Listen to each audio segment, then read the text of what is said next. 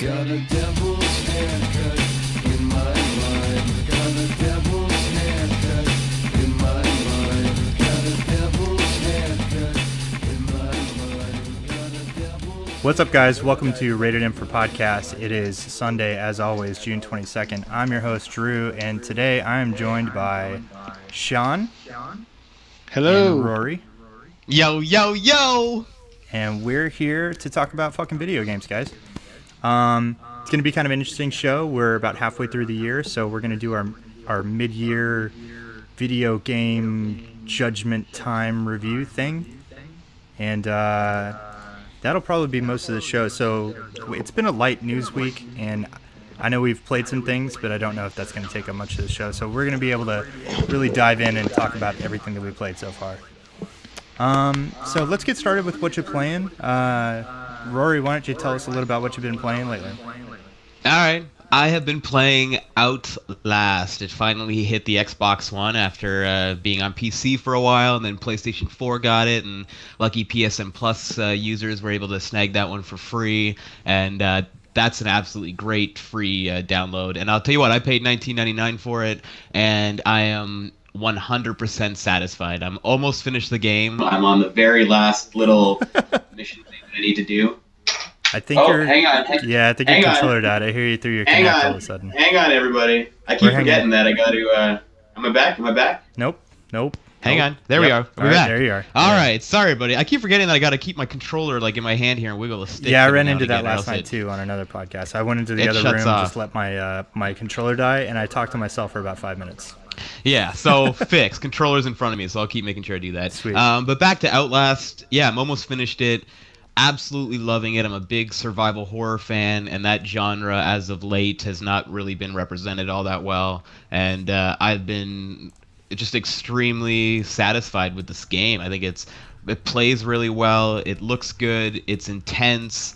Just constantly like creeping me out. It's got those sort of cheap jump scares on top of just a really unsettling vibe throughout the whole thing. The score is great. It's sort of that typical sort of horror stuff where it's just a lot of like high-pitched notes and grinding and sounds in the background to get your hair on your arms kind of standing up a little bit.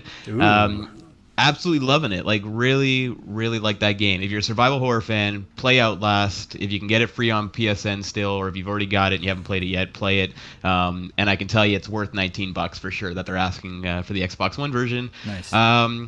Really good game. It's Outlast. Play it if you're a survival horror fan. Can't say enough good things. Really cool game. Sweet. Anything else? As far as I've been playing this week, I dabbled in a little bit of Mario Kart as usual. I've been pretty busy this week. But cool. No, Outlast has been my go-to, I believe, unless I'm forgetting something. But we'll call it that. Outlast has been the game I've been playing. That's what's up. So Sean, how you doing? Good. So the beginning of the week was kind of slow because I was trying to just get my bearings with the new site and stuff. But I started finally really diving into Murdered Soul Suspect. I've had that for a couple of weeks. Oh, okay. It's actually, I don't know what people were expecting, or maybe I don't know what I was expecting, but I enjoy it. Like, I don't think it's a perfect game. I think it's, ranking at about a 6.5, 7 right now. It's fun. It's really simple. It's kind of like an adventure game. It's not too taxing. You can't really advance the story until you can advance the story. It's not like you can get caught up on anything like a traditional adventure game. But for adventure game light, and I think it's interesting. I think the murder mystery is kind of interesting. Now, is there combat in that game? There's not combat, but what happens is there's demons, and they try to suck your soul into hell. Okay. So you have to hide from them by going into, like, leftover, like, I don't know, ectoplasm or something from, like, spirits that were there before, and you hide. Yeah. And then you have to, you can just shoot back and forth and kind of play cat and mouse with them. And then once they're not following you, you can walk up behind them, and then you can execute them. And basically, you pull the soul from out of the demon. Oh, okay. Yeah. And it's that. I mean, that seems to be the most combat there is. It's very rare that it happens But yeah, I mean, it makes it tense. But yeah, it's fun. It's fun to like the little powers and then go in and then like you see there's certain areas that you can't get to and I was like, why can't I get to them? And then I looked at my power list and I'm like, oh, there's powers I haven't gotten yet. So so it's cool. So then I can go back and do stuff like that. I like stuff like that, and it's different. It's totally different game, totally different vibe from things I've been playing lately, like Wolfenstein and Yeah, definitely. Watch Dogs. Do I feel like it's worth $60? Nah, not really. Yeah. Is it worth the rent? Yeah, if you can pick it up for $20, yeah, go ahead. It's a good time waster. It's fun. I find it interesting. I think it's getting like unjustly slammed, but Okay. I think it deserves a little bit better than what it's getting. I'm not saying it deserves an 8 or anything, but I think the Metacritic scored it a little low. Mm-hmm. Well, I didn't really have a lot of hopes for that game for some reason. There was just something about the presentation that made me wary of it from the start when it was first shown, and then any hands-on that I heard or read or anything, I just made me more and more skeptical of the game. All right, well, I've been playing Rise. I played Rise on Wednesday. I finished it Thursday night, and I'm fucking glad to never be playing that game again. It was bad. It wasn't a bad game, but it became a bad game. That's a bad game. The experience of the game is a pretty good one, and about halfway through you're like, oh, this has been pretty neat, and then the second half of the game you're just like, can we stop, please? Can we just fucking end, please? All right, so it feels like they had a great game for the Kinect, and then when they had to translate it to be an Xbox One game, they focused on doing that and they made it look like a really pretty game, but they didn't develop the rest of the game. Like, they didn't give you the rest of what should be a $60 like exclusive launch game. You know what I mean? Like, I could not stand. I was ready to be done with that game. I didn't even get to play the multiplayer because I did not want to play the game anymore. I was like, nope, Yes. I'm fucking good. I'm good. disappointed that we didn't get a chance to play a little bit of multiplayer. I am too. I think it was scheduling. The two people I wanted to play multiplayer with were only available at like certain periods of time, and it just didn't sync up. I wanted to finish the game before playing multiplayer, but by the time I finished the game, I didn't want to play the game anymore. So, it's. I think it's a good start. I really do. I'm hoping that it has the Assassin's Creed effect, where the first game. Not saying that this is as good as the first Assassin's Creed, but it is. It has not even interesting. close. No, yeah, I would agree. But it has interesting elements, and it looks like the start of what could be a cool series. They just need to develop the rest of the fucking game. There were a lot of moments where I was like, I could think of 13 things right now that I could do in this area, like with this character and doing this game, that would be much more interesting. Like, it would be cool if I could explore off and go do this other thing and, find something and be rewarded for it, blah, blah, blah. But instead, it's very, very linear. It's extremely repetitive. And even though... That was my problem. Yeah, even though the combat is visceral and kind of rewarding, after the second chapter, you've seen it all, and you're kind of like, I don't really want to do this, and they're like, okay, well, we've got something different for you. Here's a turret sequence, and you're like, okay, all right. The turret things are like my least favorite thing. Yeah. But I'll throw a counter argument in there, just in the sense that just to put a little love Rise's way. Like, I don't always argue that I don't argue that it's a great game, because it's not. It's like if I were to rate it today, like I would rate it when I rated it at launch, I rated it like in the 7s, but today I would rate it like probably like high 6s really. It's repetitive. I think the core mechanics are solid. I think it's drop dead gorgeous. But I got through the campaign on normal and completely enjoyed it all the way through, so much so that I went back and played it on Centurion or whatever the hardest mode is, and played through the campaign a second time and enjoyed it even more that second time, and then put probably about 25 hours into multiplayer with buddies, and still kind of dabbling every now and again. So you got a lot more bang for your buck than what I ended up experiencing. I got my money's. Like, I knew that I got my wasn't money's getting the worth whole for sure. experience. But I rented it, and for a rental, it's definitely solid. Like, it's a great rental game to see how pretty things can get. And considering it's a launch title, I mean, having a really, really, really pretty launch title is always great. You know, Yeah, I mean, and like you were saying too, like Crytek, I mean that game started as a Xbox 360 first-person Project Kingdom. Connect game, Yeah. right? So it turned into an Xbox One third-person action hack and slash game. So it's sort of like, I imagine that Crytek turned that around super quick before they were finally like, okay, well, what is this game gonna be on Xbox One?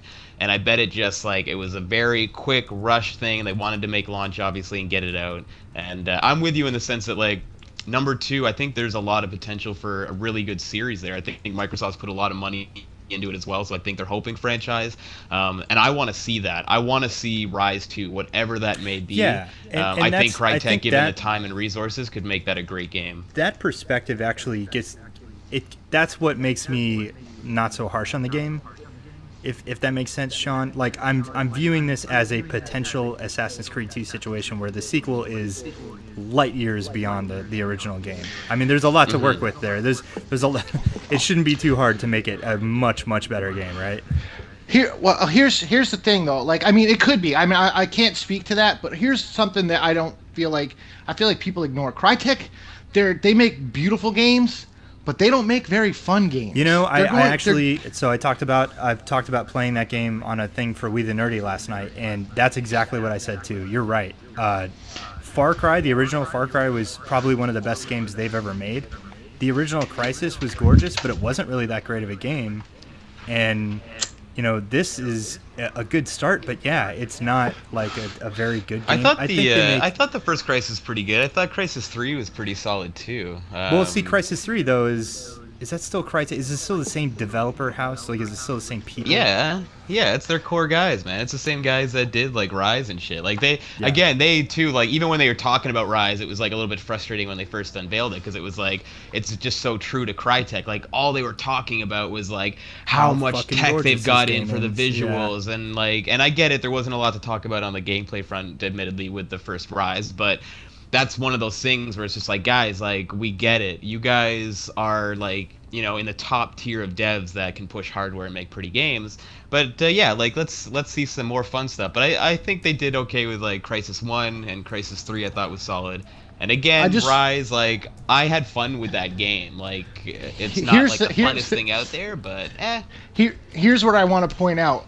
The guy who's defending Crytek as developers who make fun games is the guy who thought Rise was a fun game. So you are far more forgiving than I am. Sure. Like, I didn't even finish Crysis because I found it to be completely boring. I thought that so I didn't play all of Crysis. I played bits of it, and I tried out Crysis 2. I think Crysis itself is kind of a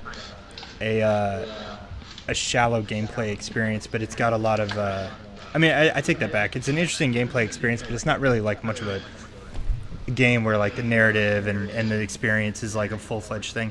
It's just interesting to see Crytek take, you know, a console exclusive experience, right? Like I don't think they've made any console exclusives unless you want to consider their first Crysis a PC exclusive. So that's what kind of had me interested in this, is like, okay, well, why would they give them a console exclusive game? And then Rise was really shown it was for Kinect. Yes, yeah, originally it was. And then Rise was, you know, it was kind of a big deal at the beginning of the Xbox One's life cycle. That was the big, like, touted thing. That and Dead Rising 3 and 4 of the 5. Yeah, like, it was and that's why I think we will see a sequel to it. Just because, again, like, they had the web series, and Microsoft put a lot of stuff behind it, and clearly Microsoft, you know, had hopes that would be a franchise at some point. That's my understanding and how I viewed it as well. So, you know, long story short, at the end of the day, I'd like to see another one. Yeah, the like Crysis games I liken a lot to like the Killzone series, where it's like they're really pretty. There's some good stuff in there, but at the end of the day, Killzone's not really a very great franchise. No. Like Killzone 2 is probably the best, I would say, but that's sort of where it's the same thing. I don't have a ton of fun with Killzone at the end of the day. Yeah, I have more fun with Killzone than I did with any Crytek game that I played. But this has me worried about Homefront. Okay. Because that's a Crytek game. Yeah, which looks gorgeous. It looks gorgeous, but is it going to be fun to play? Yeah, we'll find out. I think I mean, it shouldn't be too hard to make an improvement on the original, right? I didn't play the first Homefront. I wish I did, because I had heard some pretty decent things about it. I mean, it sounded like an interesting experience, but not that, you know. Yeah. I didn't play Homefront because I didn't like their previous game, Frontlines. Oh, yeah. Frontlines Fuel of War? Oh, man. Classic. Yeah, if a developer, like, I very rarely give a developer more than one shot. Yeah, you're a once bitten, twice shy person to the core, man. It's impressive. I don't. Yeah, like I don't, at this I point, don't- you should only like about 3 games in the world. Well, no, I like. There's lots of things I like. Okay, like for example, like Airtight Games.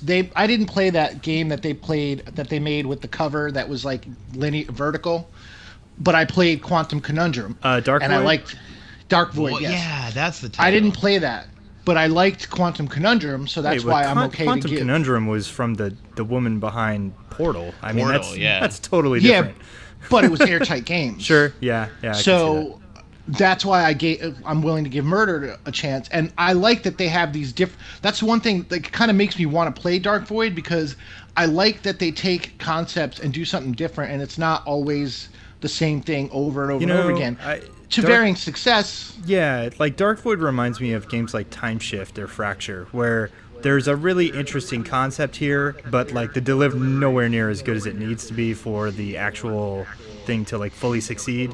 It's just like, oh man, this has got a cool hook to it. Like Time Shift was a lot of fun for a demo, and then like I would never want to play the actual game. Like I really enjoyed the demo. I waited till it came out, and then like the reviews were like, this game is hot garbage. There's nothing left here. It's just a cool idea stretched across a not deserving game. Totally. And I see that a lot. And so I agree that it's interesting to check that out.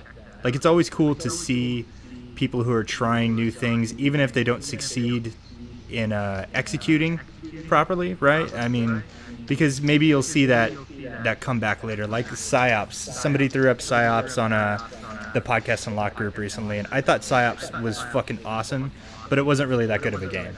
You know what I mean? It was I think that game's holding like that game got like a good Metacritic score overall. I think people like that. It's in the 80s, I think that game. Yeah, but I mean, like it apparently just didn't do well, right? It didn't continue like that franchise. Now, granted, I think that was who was that? It was somebody who was a really good developer, and then they just disappeared.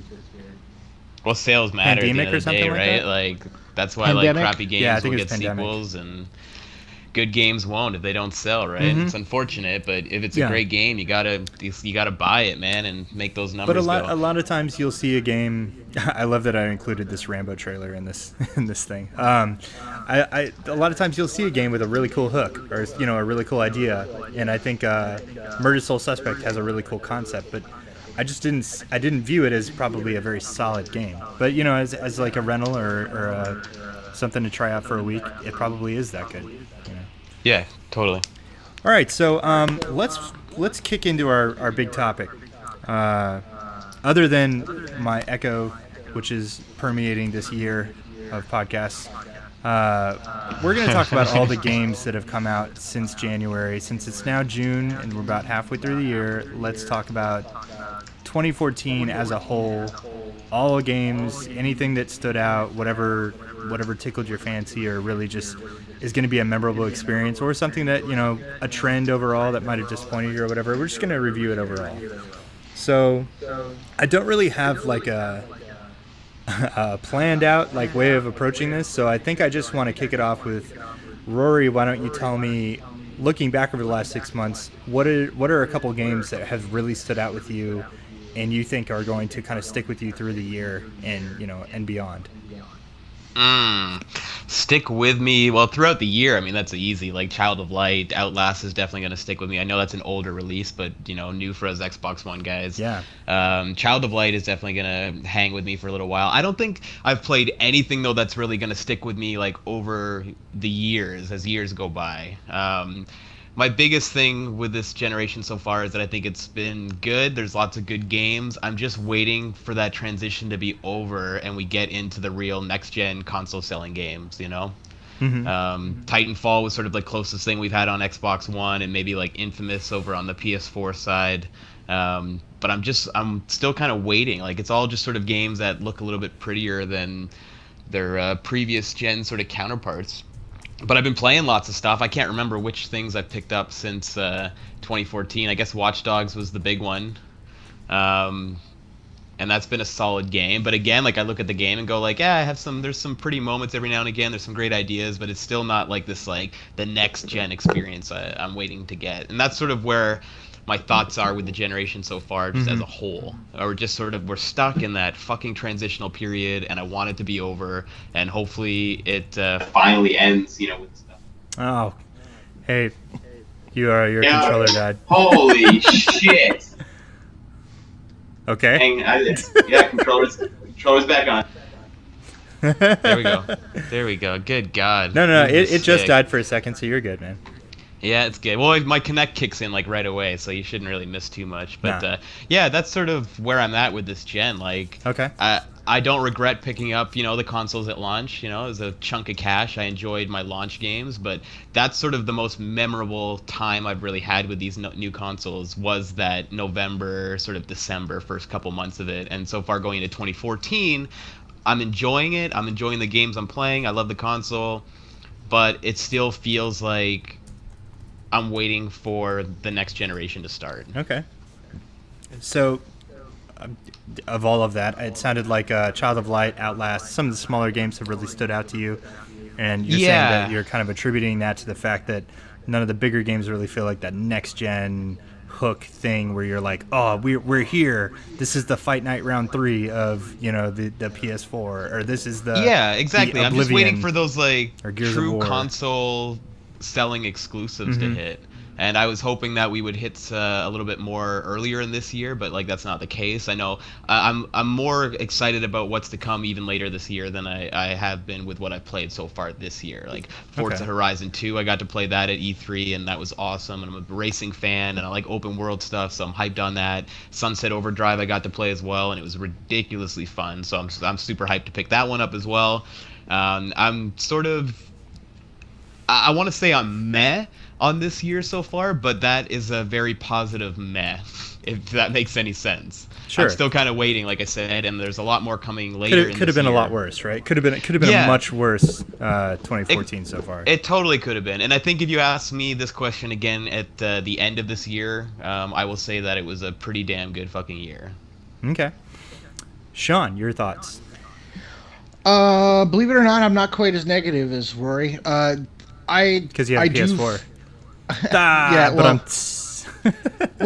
that's the thing. Like, I have more to play. I have more access to things. But there's also the fact that, there are some games like Infamous. Infamous is like a gorgeous game, super fun gameplay, and it shows you just a hint of what's to come. And this is the first 6 months of now 8 months of the console cycle, but when that game came out, it was only the first 6 months.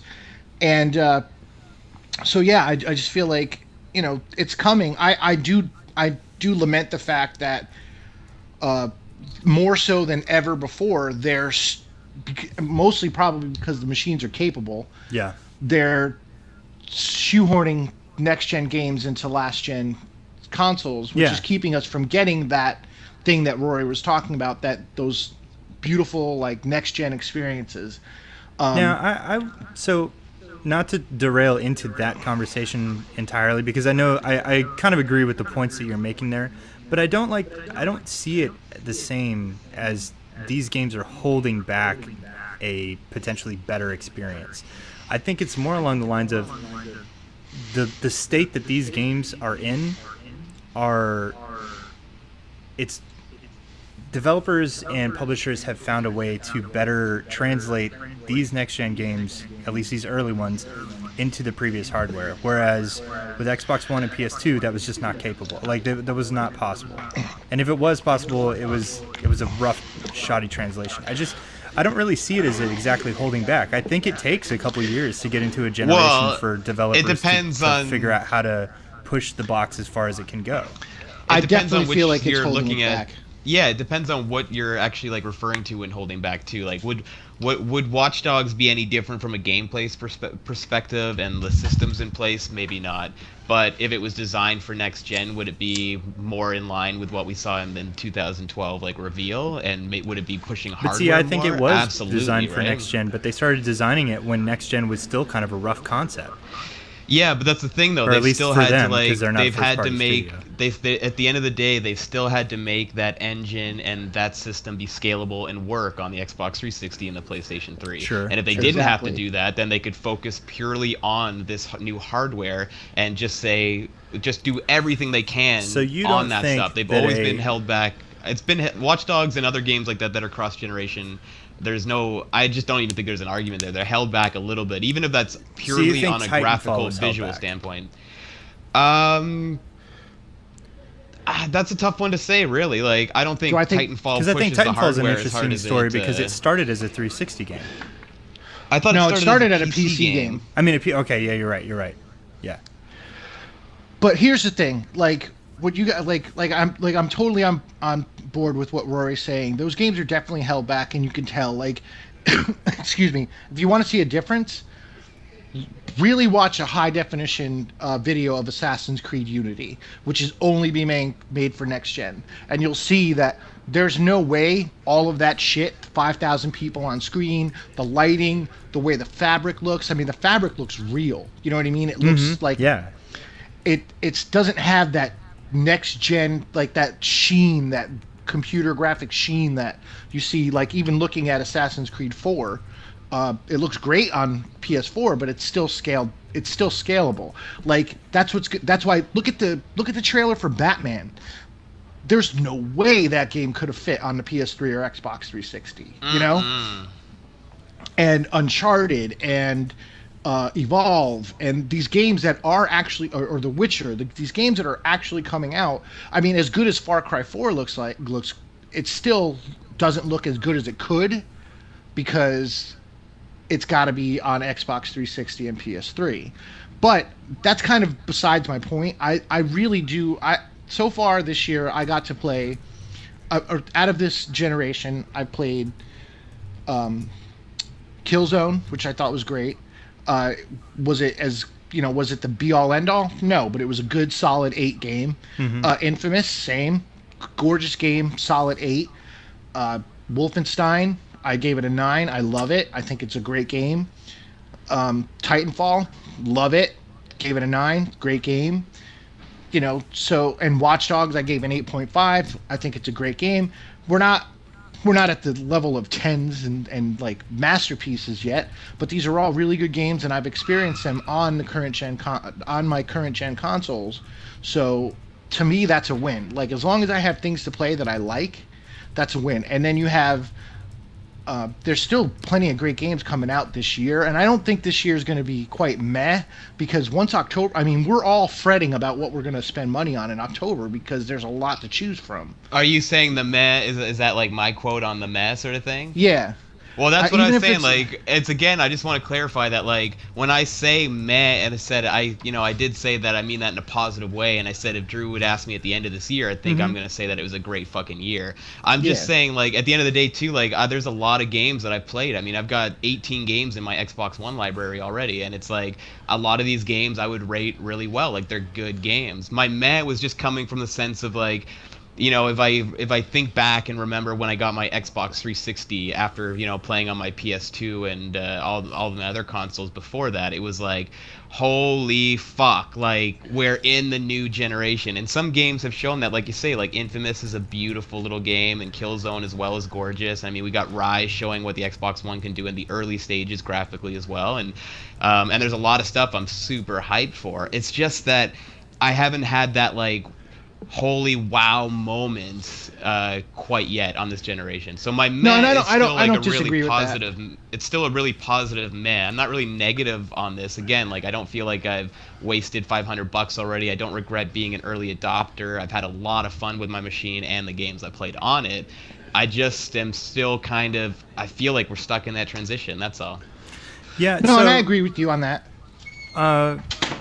just to put my 2 cents out on this original question is, I think the games that have stuck out to me over the last few months are the games truly of last gen, because the generation that we were in leading up to the Xbox One and PS4's launch is the longest generation of consoles we've had so far. And even though that has led to some business issues and problems that have, eaten some of the better companies, well, more memorable companies that we've seen go under lately, as far as like LucasArts and THQ and stuff like that. I mean, not saying that that's directly because of the length of this console generation, but it's been part of it. They didn't make the jump.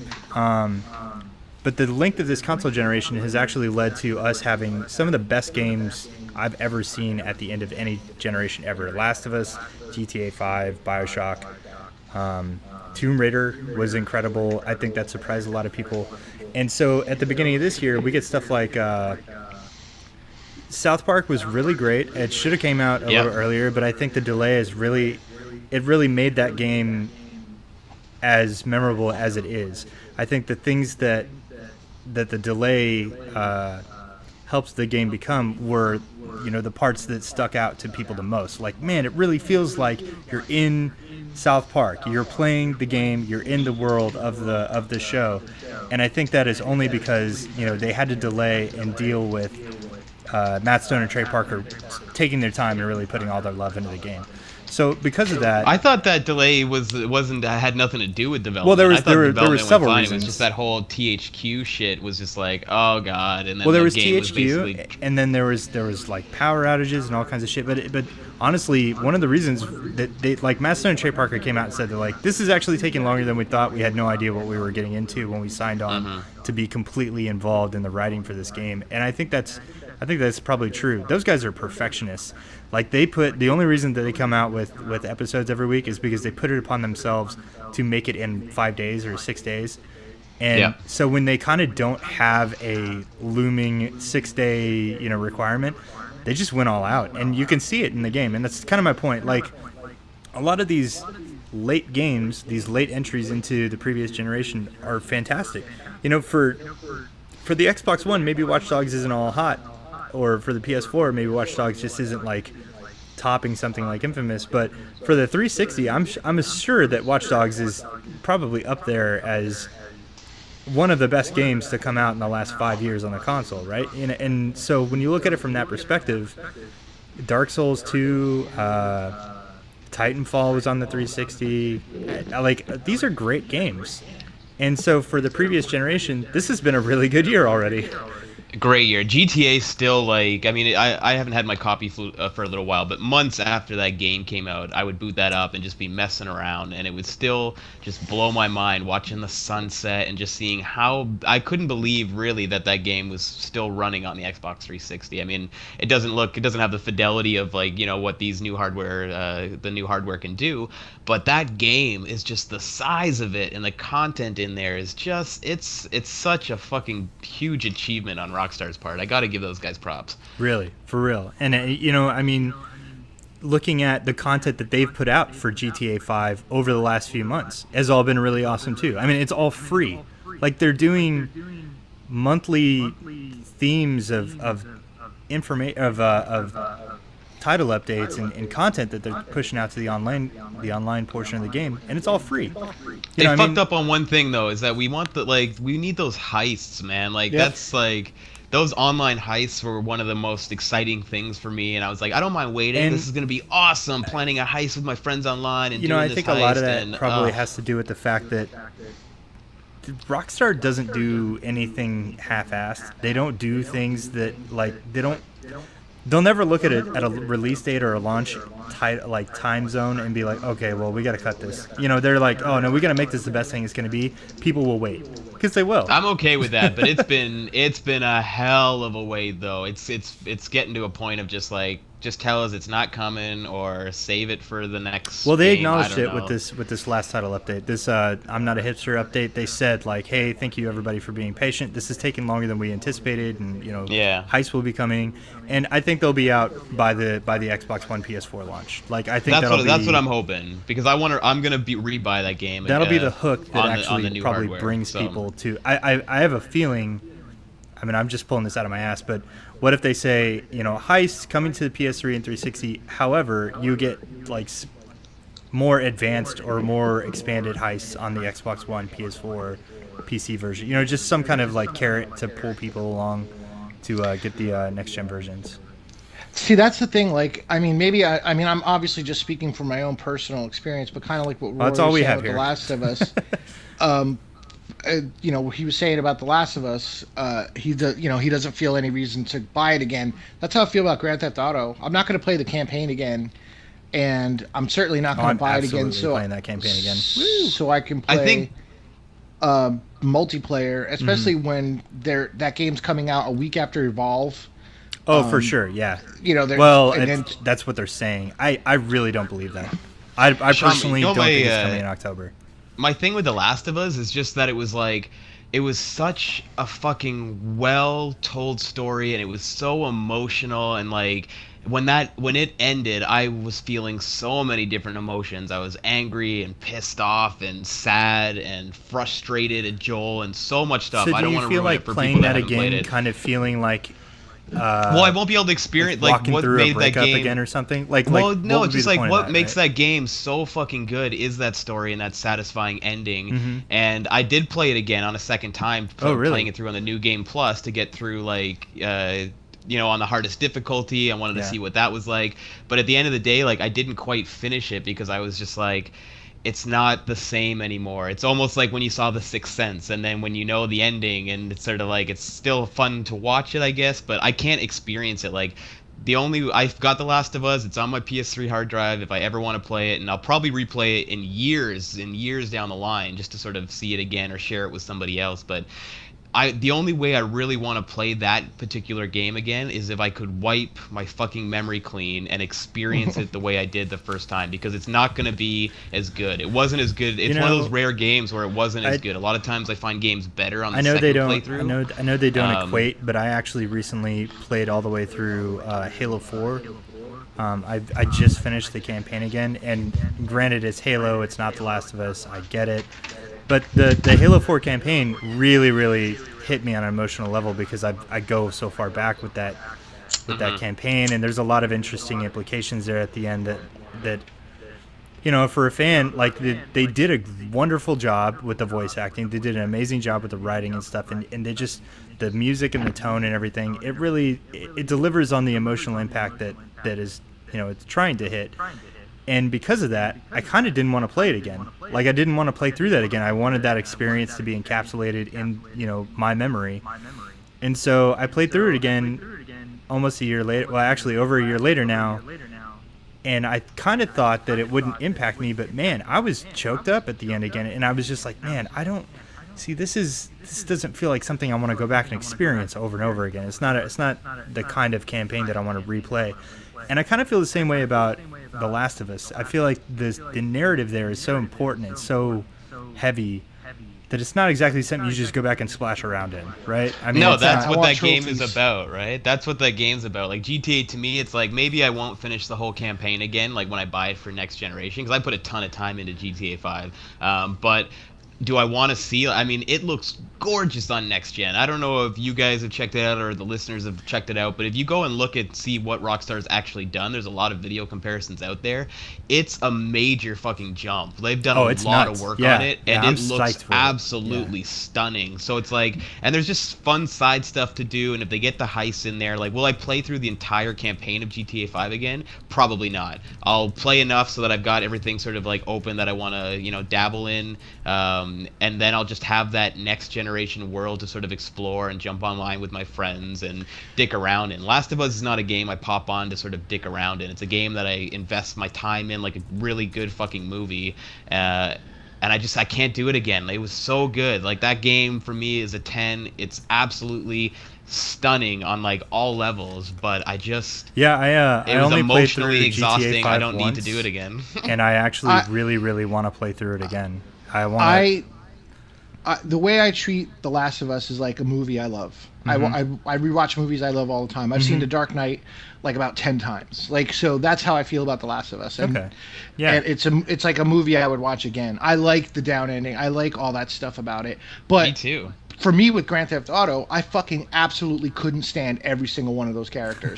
So I don't want to spend another 30 hours with those people again. That's why I don't that's want the to thing. play It's again. like I wouldn't do the story, I guess, but it's like the gameplay to GTA 5 is where I can sort of get lost and have some fun Sure, in. Whereas yeah. like the gameplay of The Last of Us, I really fucking like. Yeah, it. they just Again, they I loved deliver everything about totally the different game. experiences. Yeah, I It's just totally a get bit that. different, and like Like- I get like the relating it to like a movie because it is like a virtual movie, but it's so different for me. Like again, like Dark Knight, I agree, man. I've watched it so many times. All my favorite movies, emotional or not, I watch them over and over again.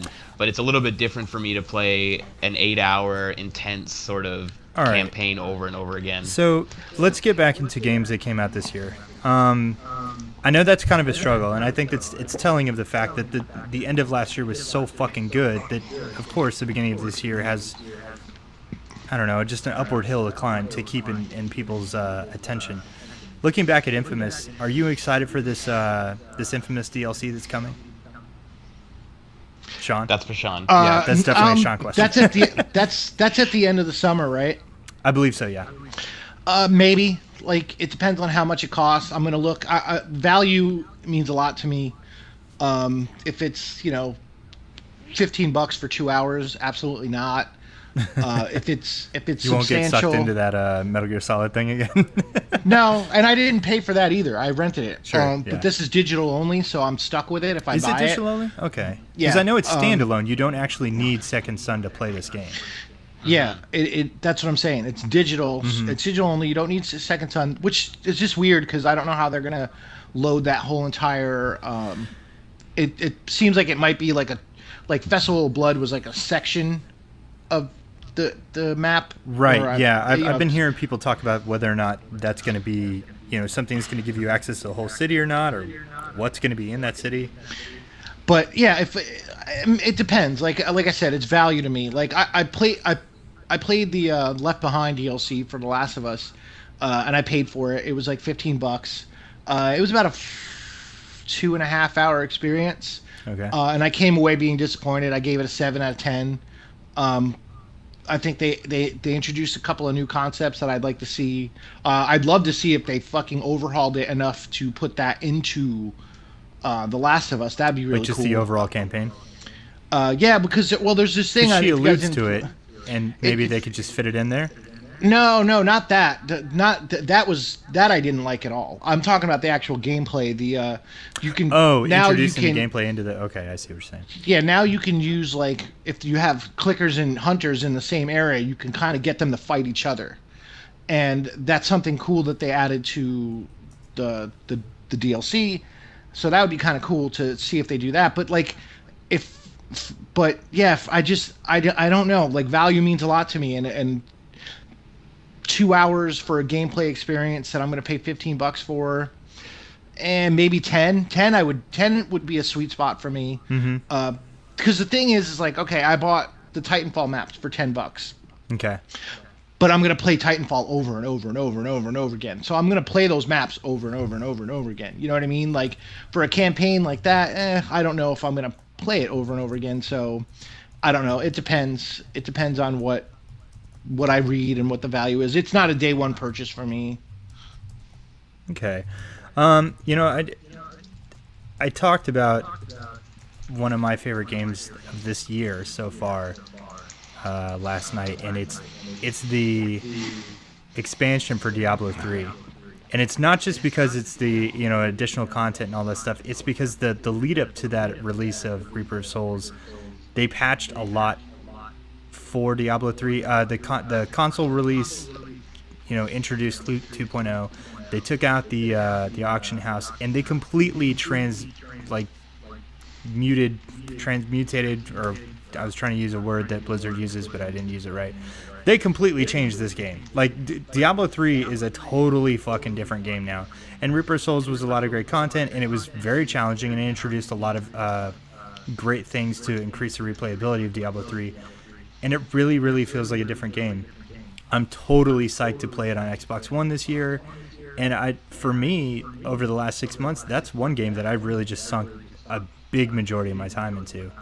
And I just think that's, again, a testament to how well the last few years have treated us with video games. I know we're in a bit of a lull in a way, but I really just feel like it's the calm before the storm. I mean, like, I don't see it as we're not getting our just due, like we're not getting the games that we deserve, or blah, blah. Like, I just don't feel that way. I feel like this is a necessary lull that leads up to an onslaught of incredible games. And I think October I don't is a disagree good with that example either. of that. I just want more of those games, but I don't Sure. disagree with what you're saying at all. Like, it is sort of, we need this transition period. It's it's at the end of the day, like, these developers and publishers are out to make money, and I get why they're doing it, and it totally Yeah, I mean, makes that's sense why from we're their getting our perspectives. Tomb Raiders and our GTAs. I just and don't our want Last it of to Us go redos, on right? for very long. Like, come 2015, January 1st, get the fuck out. I'm sorry, everybody else that hasn't jumped into the new generation by then, but save up your money and get those consoles. They've been out long enough.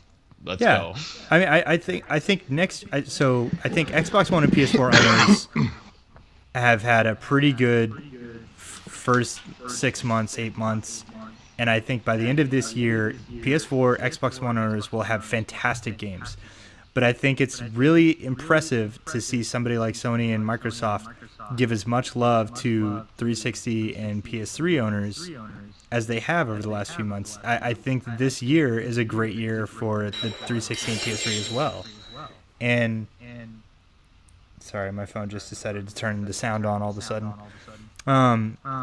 At the end of this year, you're going to have, what, Dark Souls 2,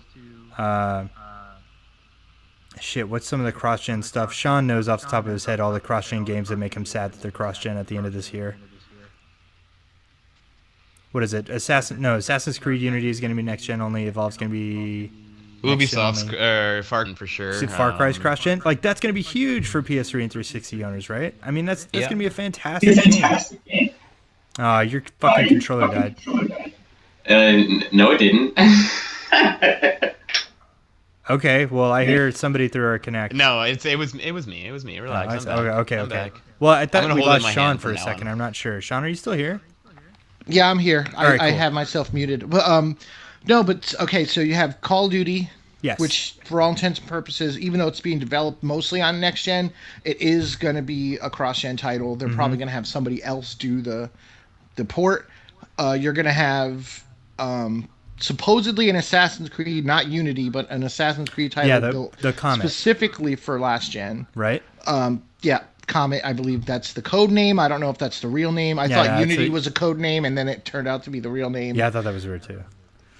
You have Far Cry 4, and yeah, that's great that these people are. Here's the thing. Yeah, you got a new Borderlands game for 360 and PS3 owners. Like, that's huge. That's great. Cool. I feel like that's a cash grab. Sure. So for me, like when I was making the transition, and I only had Xbox, the original Xbox and PS2. I didn't sit there and go, well, that sucks. I'm not getting those games. Like hindsight being 2020, I didn't really like Gears of War, but when I saw Gears of War, I was like, okay, I want that, and that's what made me get, Rainbow Six, Gears of War. These games made me want to get an Xbox. Yeah, Oblivion and 360. Fight Club or Fight Night and all that stuff. Yeah, it was like, okay, I want an Xbox 360. Yeah. So that dangling that carrot in front of me and going, okay, well, I'm not going to get these experiences on my current gen consoles, and that made me get an Xbox 360. God of War 2 came out like the year before or the year of the PS3's release, right? Yep. I mean, that would piss people off so much. Like, if Dark Souls 2 was only on 360 and PS3, and like the follow-up, the Bloodborne wasn't coming. Like, I mean, people would be pissed. Like if the Last of Us DLC, and Last of Us itself didn't come to PS4 at all.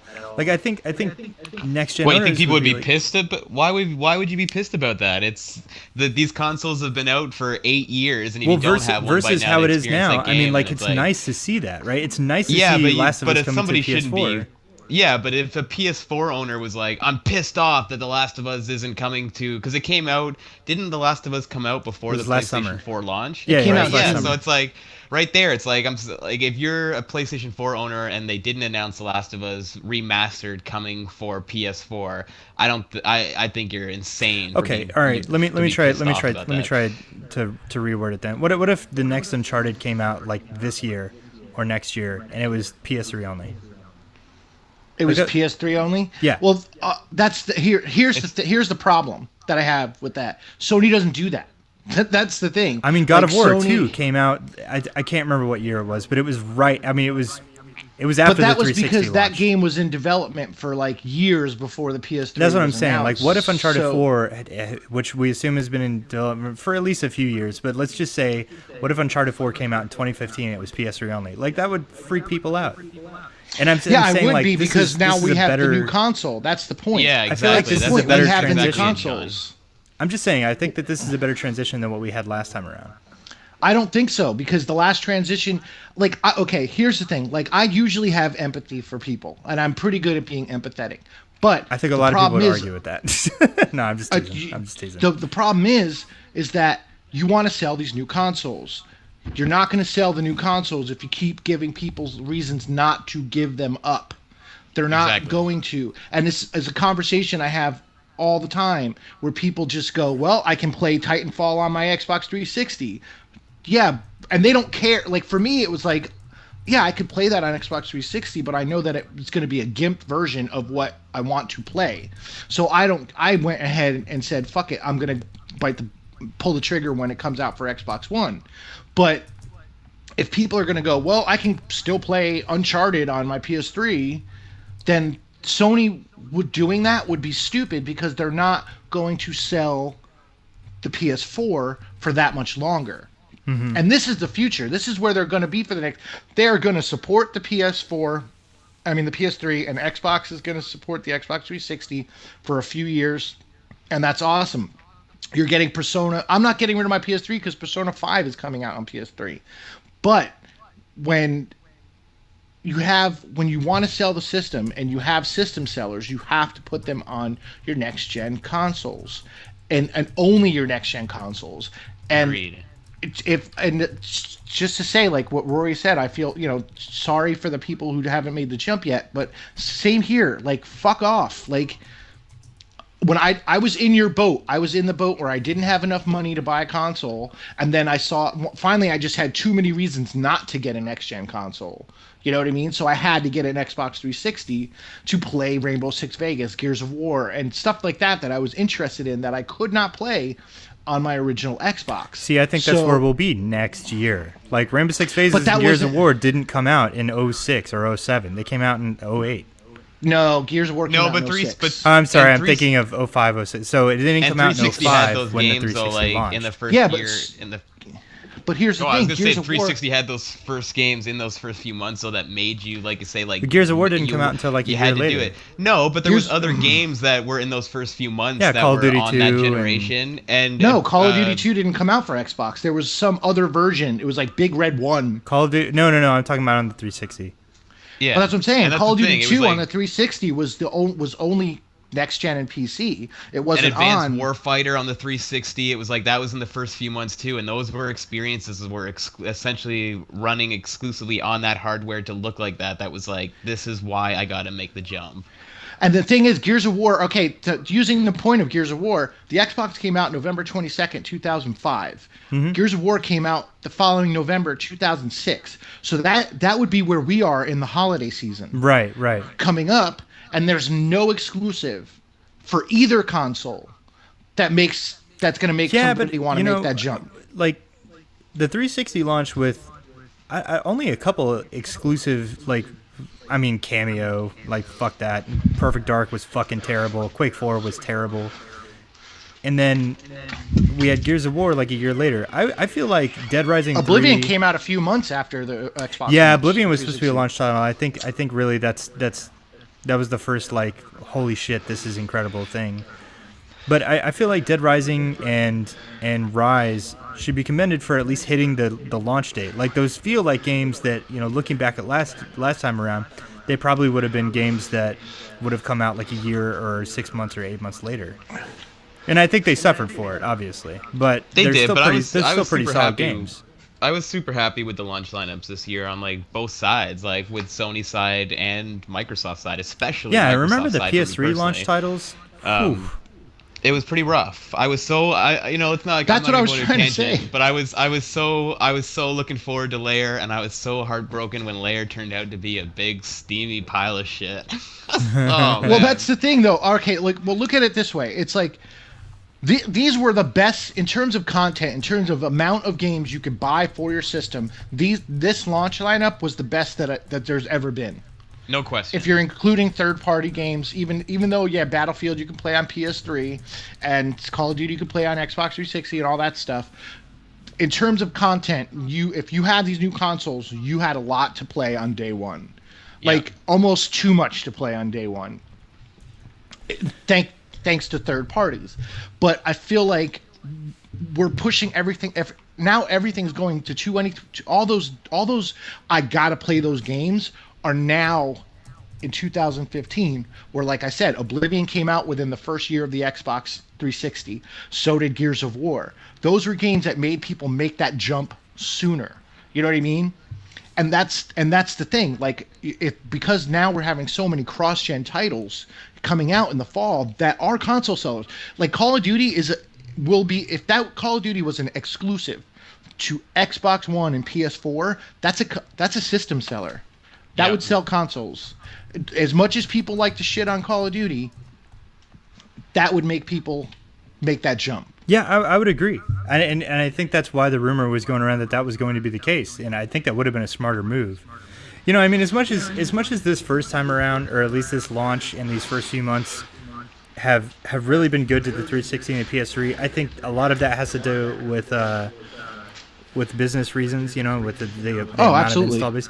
I think it is the end of this year should be the end of the console, parity, and there should be fantastic 360 and PS3 games, but only 360 and PS3 games, and fantastic Xbox One and PS4 games, right?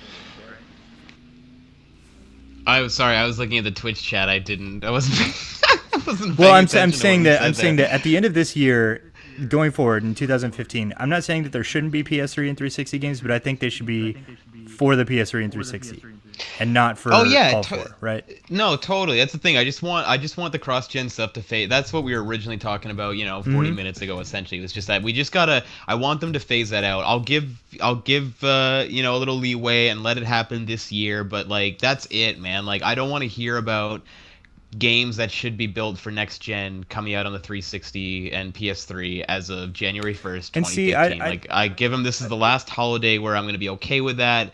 I don't want to hear about shit being on that next gen. There's 8 or 9 years of a console generation there. There's more than enough games for anybody to play, even if you're just buying a 360 to PS3 now. I would have preferred. Like I'm not saying that I like preferred it to go the way that it did. I would have preferred, just in November. That's it. Any games coming out after November that look pretty fucking rad or have been in development for a minute, they're all Xbox One, PS4, or PSC, and all that shit. And to hear that, Destiny's coming to 360 and PS3 and stuff like that, like it bummed me out. But I think if you're gonna do it, I'm not totally disappointed in how things have gone so far. I guess is my no, point. but I think if you're gonna do it, they should do it the way that is being done with Forza Horizon. Like, yes, that's coming out on both platforms, right? But that being said, they're built totally different. Like they're running on different engines.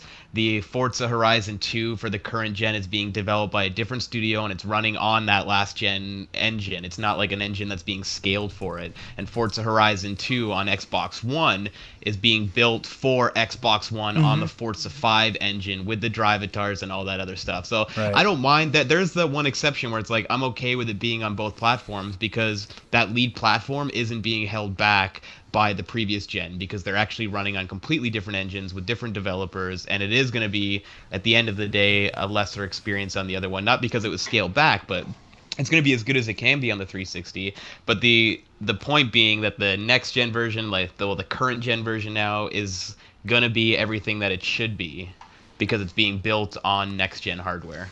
So, looking back at the last 6 months, we've talked a lot about the games that we were excited for, and a lot of the lamentations of the transition that we've had for this new generation and everything. But I want to know, is there anything that surprised you guys, or anything that you want to really kind of highlight and say, in the last 6 months, these were the best things that have happened so far? And I mean, there's just no question about it. And then we'll probably wrap up. What was that question? So what's something that stood out? Now, like, we talked about games that have come out that you were excited for, but beyond the fact that, like, oh, this was just a good game, like, what are some of the experiences that you've had over the last 6 months that have really, I don't know, just have been the highlights of your year so far? In gaming? Sure. Yeah. Man, I mean, you went to E3 and stuff, so that's that's cheating. Well, that's it, man. That's totally it, And sort of, if I'm gonna get like call out things on the like on the system level that we're working with here, the Sure. consoles and the games. Like, I've already talked about some of the games that stood out to me, but I think the operating system and stuff is something that's like really stood out to me, over the last 6 months, as Microsoft sort of tweaked and improved things like extremely quickly with the Xbox One. I'm looking forward to seeing where they're going to take that as well. But Yeah, that's are you sort glad of that it came that's out where I've monthly seen instead of like a huge summer download that changed everything all at once? Are you glad yeah, that it they've just trickled been out? they've been adding the things that people have been asking for, like every on a regular basis, and I like that. And that's probably like less so than the games that have come out, but the Xbox One operating system is sort of where is one of the more like next gen sort of things. One of the things that gives me the most next gen sort of feeling with these consoles, being able to just sort of be walking in my kitchen and tell my machine, I don't want to say it right now because it'll fuck up this thing, but like walking into the living room and just telling it to turn on, and my TV's turning on, and then I'm in the middle of Netflix, and then I just say, I want to play this game, and I tell it to go to the game, and instantly it switches over to my digital copy of that game. I'm like, I'm gonna go back to Netflix, and it pops instantly back to Netflix, and Netflix is actually like the movies where it should be, and it starts playing automatically, and I'm like, I'm gonna go back to this other game. And you can have multiple things like running in the background, and it's saving the state where it's at, and it's just, that stuff is really fucking cool. That's where I'm like, this is next gen hardware. This is stuff that we couldn't do beforehand. I'm not seeing it quite so much, other than the odd like graphical thing with some of the exclusive games, but the hardware itself and some of the capabilities of the operating system is a highlight for me. And of course, E3, baby. Yeah. So, Sean, what's really stuck out for you as far as like just experiences? And I mean, we've talked about your favorite games and everything, or what's stuck out, but maybe within those games or within your time with your PS4 and your Xbox One. Well, I mean, honestly, there's a lot to like that. Just the excitement of getting my PS4 on launch day, and just stalking the UPS guy as he walked across the street, and then slow getting it off the cart while he was in the elevator. I could see you just standing in the window of your like say you're in a house, just like just standing. I was on the street, dude. In the window, just staring at the guy. I was standing on the street. Hey. I was standing on the street stalking him. And then the same thing when Titanfall came out. I got my Titanfall bundle. Just that excitement of having that thing, getting it all hooked up, using it. One of the cool, super cool feature of, I rented Titanfall because I knew I'd have to download it, but I didn't want to not play it. So I rented it from GameFly, and I got it, and I installed it, and I could start playing it. My plan was, okay, I'll play the game, and then when I go to bed, I'll just download it so that it's there for me when I wake up in the morning. So I took the QR code after I installed it, and I redeemed it, and I didn't even need to download it again. It was playing off the installed disc. I took the disc out, and I could still play it. You know what I mean? Right. So it was that vestige of what the original plan was, where the disc is just a delivery mechanism. So that was really cool. Like, I was like, okay, that's super next gen. Using the Kinect to do all the things I wanted to do is super awesome. Like, I love the voice commands. I love, blank record that. I don't want to say it either because I don't need to record Skype for 30 seconds. I'm pretty sure it won't work. But, it's just like, those kind of experiences are really cool. And like, getting the better versions of Wolfenstein or Titanfall or Call of Duty, or even if they are cross-gen, I'm still getting the better experience than anybody else is who hasn't made the jump. So yeah, I mean those things are super super cool. Like I'm really invested in this. I've never owned consoles within the first year. I've definitely never bought a launch console. Really? This is your first launch? Yeah, I don't do it. I usually wait because Oh wow. there's still Okay. well, there's a reason for that, and I'm suffering for it now. I usually have a backlog from hell, so there's games that I want to play before I make the jump. So now I've made the jump, and I'm still buying games for my old consoles, which sucks because now I have games that I still need to play. And two, usually I want to wait till they get the hardware shit worked out, like just all the bugs and like I'm sitting there crossing my fingers, like hoping that nothing goes wrong with my consoles. So Yeah, yeah. That's a good point. This So- launch has been much more solid than any that I can think of in the past. Well, it depends on who you talk to. I have friends that have problems with their Xbox every day. But considering that's that number of people versus the number of people that got the red ring last year, Yeah. or last And time no, around. and like those are the things that I think are really fun. And I like the fact that when I'm watching E3 this year, I know that I'm already in. I already have it, so all I have to do is buy the game and then put it in and play it. So it's not like a couple of years ago where like the last generation where I had to be like, oh, that looks really good, I can't play it yet. You know what I mean? Like Yeah. So just being part of the conversation, just having the boxes there, just doing the things. I love, like Roy said, I think the UI stuff is really cool. I got to show off. My girlfriend's nephew came in April, and I was showing him how awesome the voice commands were, switching back and forth from Titanfall to Project Spark, going back and forth, going to Netflix, just quick jumping around and stuff Yeah. like that. And I think that's super awesome. It's so awesome that I'm tempted to get the PlayStation camera just so I could do that, even though it's not as robust, just to be able to control things with my voice. I love it. And it's not even like just the voice stuff either. Just to chime in real quick, Sean, just Go ahead. about the UI thing too. That's like what blew me away. Like one of the first things that really blew me away and just made me go like, this is why you have fucking Connect with Xbox One. I'm playing. My buddy Ed has his profile on my Xbox as well. So when it comes over, it automatically like recognizes him and signs him as a second profile, right? So we had one controller going, playing Forza. And I passed the controller to Ed, and the Xbox knew that Ed was playing with Forza, and it popped an achievement for Ed to his own profile too. And it was just like, this is crazy. It streamlines everything so incredibly well, where it's like, I can't go back now. Like the pluses to what this Kinect can do. It does a lot of stuff that people don't even realize it does, because Microsoft just hasn't fucking advertised this stuff properly. But yeah, there's so much more to it than as great as like the quick swapping and stuff is. There's all these like really cool intricacies and little features to the Kinect that are just really incredible. So, I think as far as my experience, like what sticks out to me is being able to stream,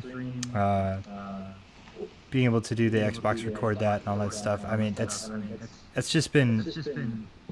It's been the sci-fi experience that they really pointed it out to be. I wake up in the morning or whenever I get home from work, like I just walk in and say Xbox on, and my Xbox turns on, and then I say, go to YouTube, and by the Every time though. yeah, it does every Really? time. You Yeah. lucky bastard. What I run into is a lot of times if like the washing machine, the dryer, and like the AC are going, like forget about it. Or if the TV's on really loud, like it's not going to hear me. Yeah, But- background sounds can mess with it for sure. But generally, if it's like if I get home from work and there's fucking nothing going on, like my cats aren't playing instruments or something, like yeah, I'll walk in the house and be like Xbox on, and it'll just turn on.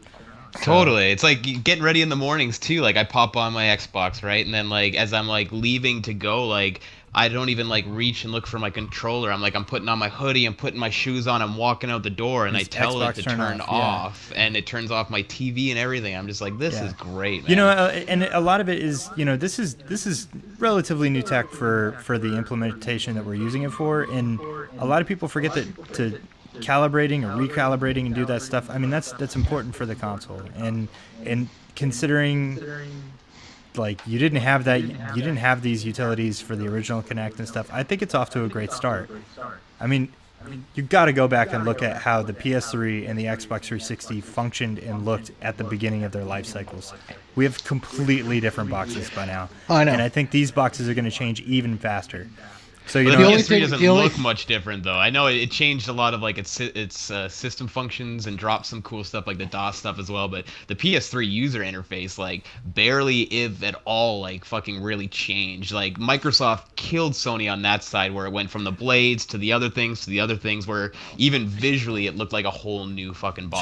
Sure. Like Yeah, but you know but what I mean, they though? both Like, improved and they changed drastically over the generation. And I think these are going to change just as fast, if not faster. I'm gonna say the Xbox 360 got worse. I think the more they updated it, Yeah, the a more lot of people complained with the direction they went, but I think It's- that overall, the performance of the system actually increased, and I mean, it's nuts. Well, the bells and whistles that they can add to it with firmware updates is really staggering and really awesome. Yeah. But the UI, I think, took a suffer. I still prefer the PS3 UI to the Xbox 360. Sure, I mean, that's a matter of preference, right? I mean, I like the blades. But then I just felt like they just kept getting too much stuff going in there. Now it's just like, what the fuck, man? There's just so I much love shit. the blades, but the very final update I would agree with was when they sort of like it went a little bit too much for me. But like there was a time, I think it was like the second huge update or whatever, where it really switched up and went from the blades to the other stuff. Like to the it was NXE. pretty awesome. I think it just got to a point too where they were trying to do too much, and maybe the Xbox wasn't quite capable of sort of doing what they would hoped it would do. I'm not quite sure, but But again, like, that's not the point. The point is those systems changed drastically over and it's gonna those be 7 or 8 years, and they had limitations as to how much they could change, right? Yeah. Now I think the limitations are near nil. I mean, this like the Xbox One could be entirely different 2 years from now. I mean, just totally different, like unrecognizable. You know, I mean, I, yeah, think, I I mean- think it will be. I think it I will think, be. yeah, I I think it will be, absolutely too. think it will be. kind of hope it I will think be, right? I think Metro will be a thing of the past by the end of this console Probably, generation. yeah. So, but yeah, I mean, like, I totally agree. Like, these machines, that's what, like, I'm a little, there's certain things where I'm still pissed about. I like the fact that you can't stream from your computer to your PS4, like, to watch movies or use an external hard drive to watch movies on a PS4 when I can still do that on my fucking PS3. Like, I don't feel like we should have taken a step backwards. That should have been where we started. Where that Agreed. ended up Sure. is where it should have started. Absolutely. So that's why I feel like these consoles kind of were rushed out, because I feel like they were feeling the pull to, like, you know, software sales were Yeah, they had to down, catch and up they with were that like, Wii U, you know. yeah, right. They were just- Both they just sides, needed, man. yeah, no, I agree. Both of them, I feel like they rushed it. They kind of rushed it out, and you know, now Xbox. I mean, I don't need it because I'll delete games from my hard drive, and I can always upgrade my PS3 by putting in a new hard drive.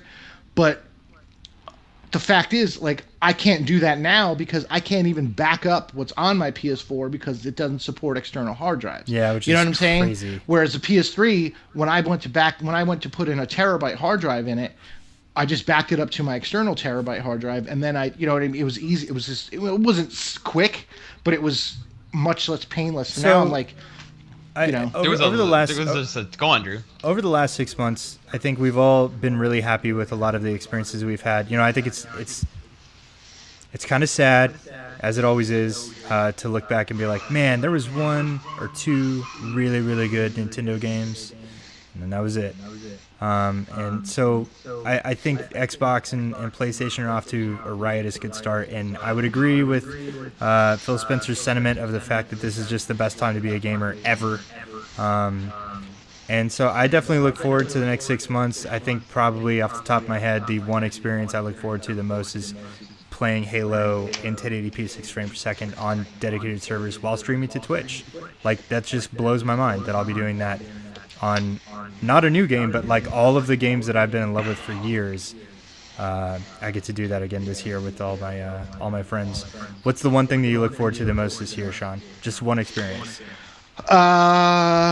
Fuck, one experience. I don't know, man. Like, Yeah, I know you were kind of lamenting that E3 didn't really get you excited for this year.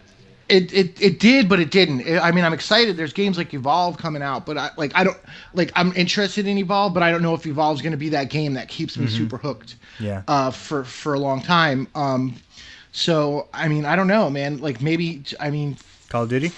Call of Duty looks good, but the multiplayer's it's gonna have to step up its game to compete Sure. with Titanfall, which I Yep, think yep. is the best multiplayer I've ever played. But like I don't know, I feel like maybe I guess Far Cry 4. Like I'm Okay. really looking forward to a new Far Cry 4. Hell yeah, yeah. That's probably the game I'm most excited for. Oh, and Destiny. I played the alpha. That was great. All right, you can only pick one. So then. that could be really good. I don't know. Yeah, I'm not. That's the thing. Like I don't feel like anything is far and above anything else. So I'm not going to be able to pick just one. Okay. Like I'm also not a Halo fan, so I don't Sure. have that. That's your biggest. You know what I mean? That's obviously your biggest thing that you're looking All right, forward Rory, to. we're gonna so. wrap it up with you. What's the one experience you're looking forward to the Fuck, most? man. I was thinking about it the whole Come on, time man. you guys were chatting. It's like it's so tough, man. Like I agree with Sean, where it's like there's a bunch of stuff coming that I'm actually pretty excited to play personally. Yeah. I mean, at least 10 games I think by the end of the year where I'm like, yeah, at least I would say at least 7 for sure. Where I'm like, I'm gonna buy that game unless it's absolutely. All right, so if you close your disaster. eyes and think of the end of 2014, what's the first title that pops into your head? Fuck, they all popped in at the same time. I'll tell you what I'm looking forward to then is like, even though I'm not the biggest Halo guy when it comes to the campaign stuff, sure. I'm looking forward to getting back in there because my 360's been dead for a little while, Yeah. and I'm looking forward to getting into the Forge, man. And You gotta come join us, man. building really great Forge stuff for the Halo fans and being able to like stream my Forge creations and Hell have yeah, people dude. like check those out. So I'm really excited for that. With Podcast Evolved, that's one thing that we don't have right now is like that Forge guy or whatever. We don't have that, so that'd be And pretty that's fucking rad if you my could that's join my us that bread way. and butter about Yeah. Halo is Forge creation. I love games that put the tools in your hand. That's why I'm really excited for Mario Maker as well. I had a chance for to check sure. that at E3 and I was just like, fuck yes. Like right. I'm going to be all over Mario Maker. Any game that allows me to kind of enjoy the game and on the side there's also this creation tool. I'm in. I'm in all over that. But I'll throw out one more game, Alien Isolation. Really you hyped guys on are that just too. cheaters. You're fucking cheaters. All right, And well, Sunset Over. Forza Horizon 2. that's Oh, gonna God. be it for us for Rated M for podcast tonight. We do this every Sunday. We're on Twitch, we're on iTunes, we're on YouTube. We have dogs. We do it all. Let's remind CJ and Lenny that we also do this. CJ and every Lenny Sunday. should be here. I don't know what the fuck they're doing. I especially don't know what Lenny's up to. So we look forward to finding out how that all happened this weekend. Hopefully next week we get to hear from them. So until next time, guys, thanks for joining us. Check us out on YouTube, Twitter, iTunes, everywhere. We're out.